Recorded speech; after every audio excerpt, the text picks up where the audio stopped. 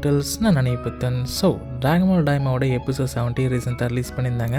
ரொம்பவே இன்ட்ரெஸ்டிங்கான and Daima சீரிஸில் one of the best episode அப்படின்னு சொல்லலாம். ஏன்னா பேச்சே கிடையாது, ஒன்லி வீச்சு தான் அப்படின்ற மாதிரி எபிசோட் ஃபுல்லாக வந்து சண்டையாக இருந்துச்சு. ஸோ எபிசோட் 17 வந்து நம்ம பார்க்குறதுக்கு முன்னாடி எபிசோட் 16 என்ன நடந்துச்சு அப்படின்னு சொல்லிட்டு ஒரு குட்டி ரேக்கா அப்படின்னு பார்த்துருவோம். ஸோ தேர்ட் டே வந்து நம்ம ஹைபிஸ் கிட்ட தான் இருக்குது அப்படின்னு சொல்லிட்டு நம்ம கோமாக்கும் டிகஸுக்கும் வந்து தெரிஞ்சிருக்கோம் இல்லையா. அப்போ நம்ம டிகஸ் வந்து என்ன பண்ணுவோம், ஒரு பொண்ணுக்கிட்ட அந்த ஹைபிஸ்கிட்ட இருக்கிற தேர்ட் டே வந்து வாங்கிட்டு வா அப்படின்னு சொல்லிட்டு ஒரு பிளான் ஒன் பண்ணி அனுப்பிச்சி வைப்பான். அந்த பொண்ணு வந்து ஹைபிஸ்கிட்ட என்ன பண்ணுவான், அந்த தேர்ட் டே வந்து கொடு அப்படின்னு சொல்லிட்டு கேட்கலாம். அப்போ ஹைபிஸ் வந்து என்ன சொல்லுவான், உன்னோட தொப்பி வந்து ரொம்ப நல்லாயிருக்கு, ஸோ அது கூட வேணால் நான் தேர்ட் டே வந்து எக்ஸ்சேஞ்ச் பண்ணிக்கிறேன் அப்படின்னு சொல்லும்போது புலி மூட்டைக்கும் அந்த பொண்ணுக்கு வந்து தெரியாது அந்த தேர்ட் டே வந்து எவ்வளோ பவர்ஃபுல் அப்படின்னு சொல்லிட்டு. ஸோ ரெண்டு பேரும் பார்த்திங்கன்னா எக்ஸ்சேஞ்ச் வந்து பண்ணிப்பாங்க.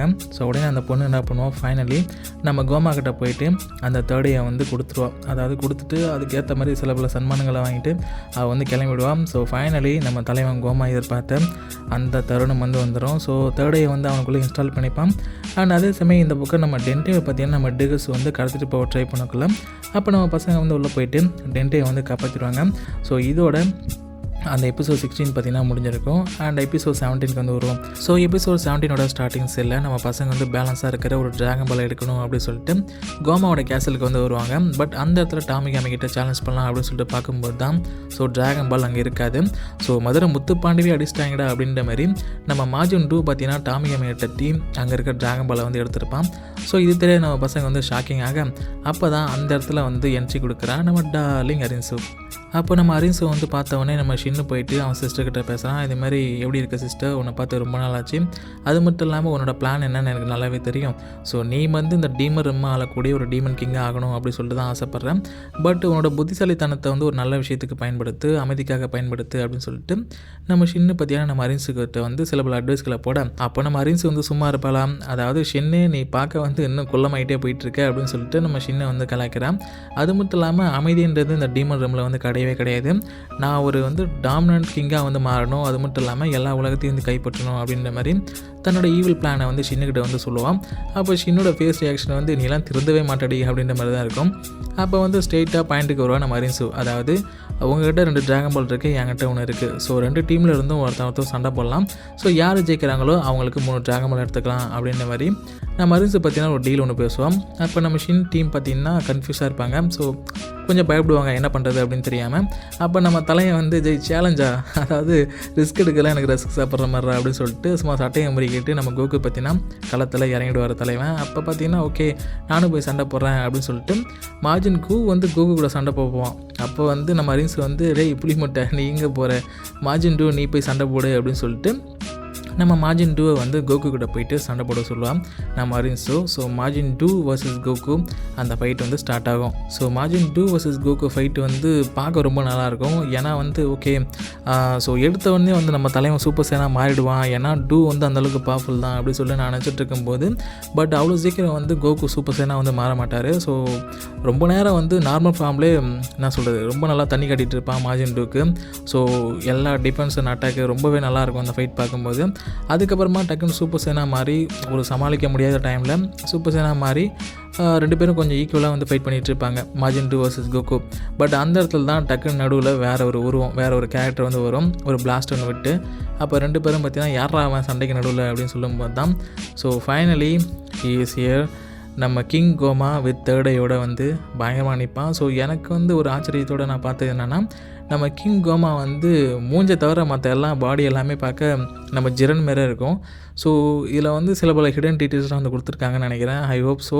ஸோ மேபி இதை வந்து நம்ம நெக்ஸ்ட் எபிசோடில் வந்து டிஸ்கஸ் பண்ணலாம். அண்ட் அது மட்டும் இல்லாமல் நம்ம கிங் கோமா வந்து என்ன பண்ணுவான், ஸோ அங்கே இருக்கிற ராக்ஸ்லாம் வந்து யூஸ் பண்ணி தனியாக ஒரு ஸ்டேடியம் மாரி ஒன்று க்ரியேட் பண்ணுவோம். ஸோ அதெல்லாம் வந்து பார்க்கும்போது ரொம்ப நல்லாயிருக்கும். ஸோ கிங் கோமா என்ட்ரி வந்து கொடுத்த உடனே நம்ம மார்ஜின் 2 வர்சஸ் கோகு ஃபைட் வந்து ஸ்டாப் ஆகிடும். அது மட்டும் இல்லாமல் கிங் கோமா வந்து தேர்ட் ஐயோட வந்த உடனே அங்கே இருக்கிற டீம் வந்து எல்லாருக்கும் வந்து அள்ளு விட்டுரும். ஸோ தேர்ட் ஐயை பற்றி எல்லாருக்கும் தெரிஞ்சிருக்கும் இல்லையா. ஸோ நம்ம நேவா, கிங் கடான், அரின்சு எல்லோரும் வந்து பயப்பட ஆரம்பிச்சிருவாங்க.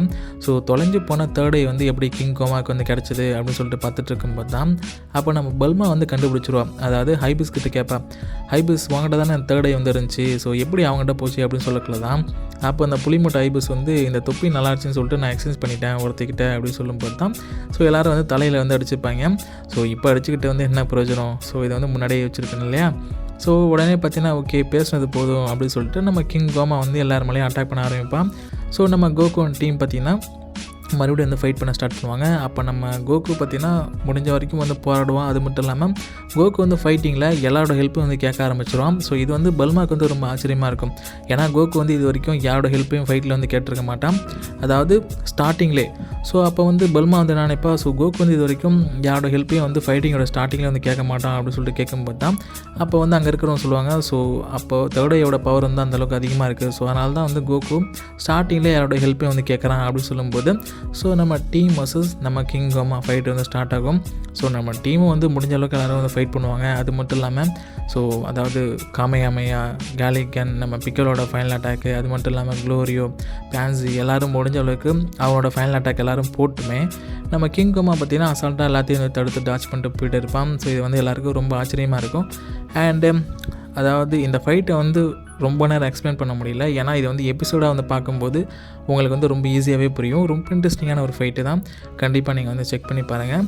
ஸோ இந்தளவுக்கு சீரியஸாக வந்து ஒரு ஃபைட் நடக்கும்போது அப்போ நம்ம அரின்ஸை பார்த்திங்கன்னா ஓரளவுக்கு மனசிறங்கி மார்ஜின் 2 அண்ட் மார்ஜின் கோ வந்து போய்ட்டு ஃபைட் பண்ணுங்கள் அப்படின்னு சொல்லும்போது ஸோ 2 மார்ஜினும் பார்த்திங்கன்னா போய்ட்டு அவங்களும் முடிஞ்ச அளவுக்கு போய் எல்லாருக்கும் வந்து ஹெல்ப் பண்ணுவாங்க. But there is no use, because நம்ம கோமா பார்த்திங்கன்னா ரொம்ப வந்து பவர்ஃபுல்லாக இருப்பான். ஸோ எல்லாரையும் வந்து கடைசியில் வந்து பீட் பண்ணிவிடுவான். அட் லாஸ்ட் நம்ம கோகு வந்து ஒரு பிளாஸ்ட் போட்டு முடிக்க போகும்போது அப்போ நம்ம பிக்கலோ ப்ளஸ் மார்ஜின் 2 2 பேரும் பார்த்திங்கன்னா தடுப்பாங்க. அண்ட் அப்போ நம்ம தலைவனுக்கு பார்த்திங்கன்னா வெறி வந்துடும். ஸோ நீ ஏன் மேலே வந்து கை வச்சிட்டியா அப்படின்னு சொல்லிட்டு ஸோ ஃபைனலி நம்ம Goku goes to super saiyan 3. So அதோட பார்த்திங்கன்னா எபிசோடை வந்து முடிச்சிருவானுங்க. So super saiyan 3 Goku versus நம்ம தேர்ட் ஐ கோமா இந்த பேட்டில் வந்து கேட்கும்போதே சும்மா வெறித்தனமாக இருக்கும். அண்ட் ஐ திங்க் எபிசோட் 18 இன்னும் ரொம்ப இன்ட்ரெஸ்டிங்காக இருக்கும் அப்படின்னு நம்புகிறேன். அண்டு இந்த எபிசோடு வந்து ஸோ ஸ்டார்டிங்கில் கொஞ்சம் நேரம் தான் வந்து பேசுவாங்க, அதுக்கப்புறமா வந்து ஃபைட் வந்து ஸ்டார்ட் ஆகிடும். ஸோ இதை வந்து ஃபுல்லாக எக்ஸ்பிளைன் பண்ணுறத விட நீங்கள் போய் எபிசோட் வந்து பாருங்கள். அண்ட் ஸோ கிரன்ச்சி ரோலில் வந்து சப்ஸ்கிரைப் பண்ணலன்னா எஸ் அனிமே அண்ட் அனிமி ஃப்ளெக்ஸ் இது ரெண்டுமே வந்து ஃப்ரீயாக அனிமி பார்க்குற one of the best website. So check பண்ணி பாருங்கள். அண்டு நெக்ஸ்ட் எபிசோடில் பார்ப்போம். So long motels.